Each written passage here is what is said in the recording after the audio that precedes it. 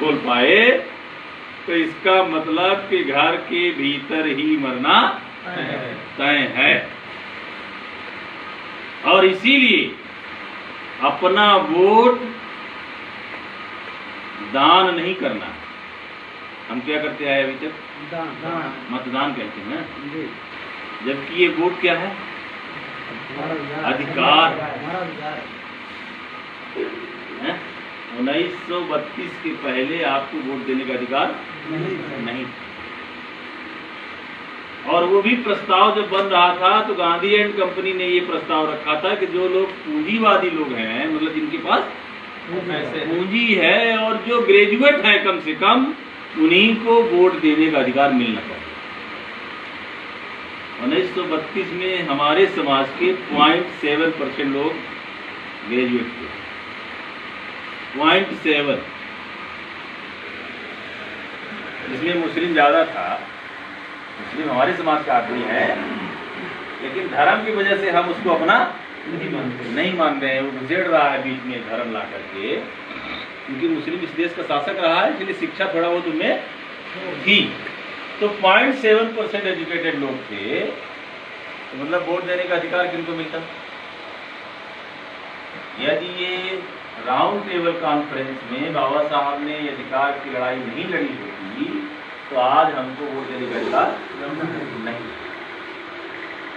अब इसको फिर काउंटर करने का प्रयास किया जा रहा है। ये जो एनआरसी और क्या एनपीआर ये अभी चल रहा था ना कोरोना के पहले, ये वही मकसद था। अभी कोरोना आ गया तो वो रुका हुआ है, लेकिन अंदर अंदर चल रहा है। इसलिए मत सोच जाना कि अभी बंद हो गया, तो चल रहा है।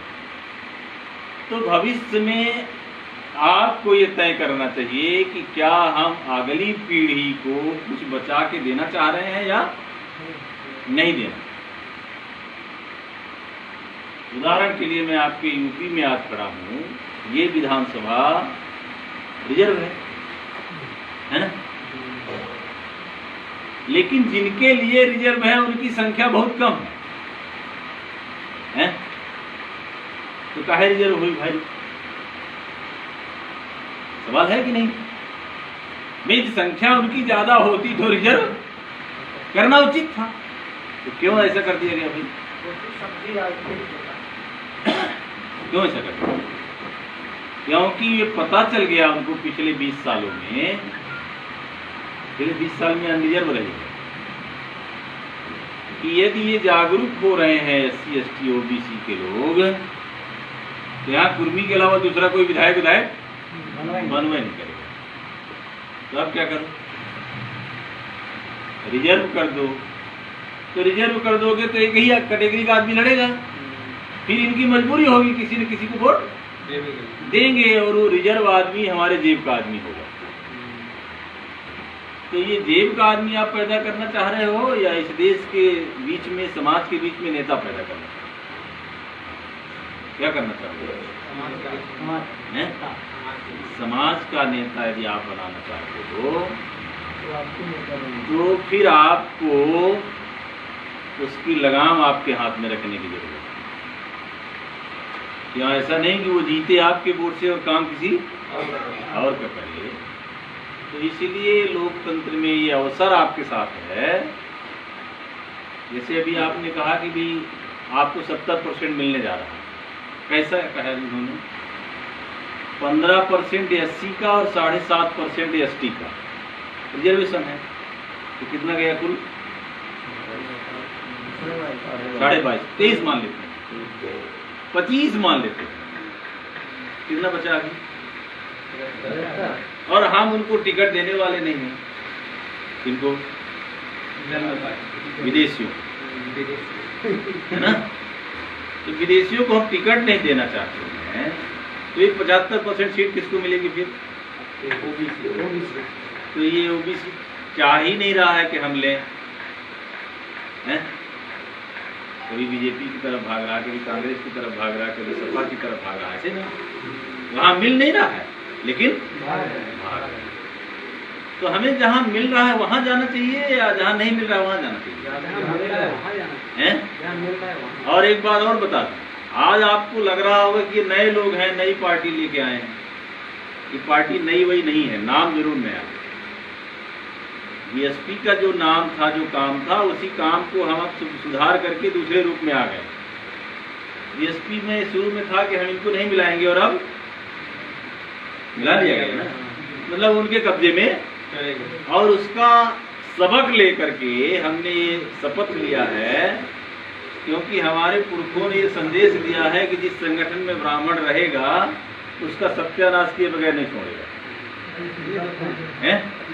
बाद में उसी संगठन हो गया ना, बात वही बन जाएगी। तो इसलिए हमने शपथ लेकर के ये काम शुरू किया है, और ये सिस्टम बनाया है कि जब किसी की बकौती ही नहीं हो पाएगी तो अपने हाथों संगठन को बेच नहीं सकता है।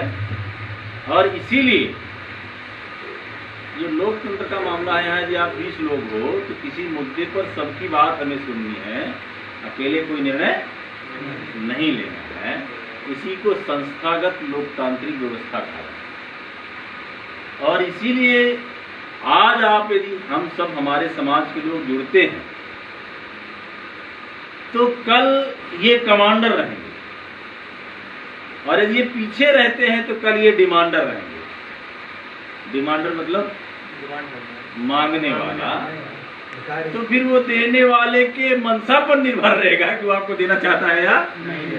और जुड़ गए तो आप देने वाले रहोगे। इसलिए ये मतलब क्या बोलना चाहिए, इसको स्वर्णिम अवसर है, गोल्डन चांस है आपके लिए कि इसको यदि आगे लेके चलना चाहते हो, इस देश को लीड करना चाहते हो, क्योंकि संख्या ज्यादा है इस देश में। हमारी ओबीसी की खासकर संख्या 65 से 70% है। नई जनगणना यदि हो जाए तो हम 65 से 70% हैं, और इसको यदि हम लीड करना चाहते हैं तो हमें आगे आना, और पीछे आने वाले का नंबर नहीं लगने वाला है, पक्का बता रहा हूं।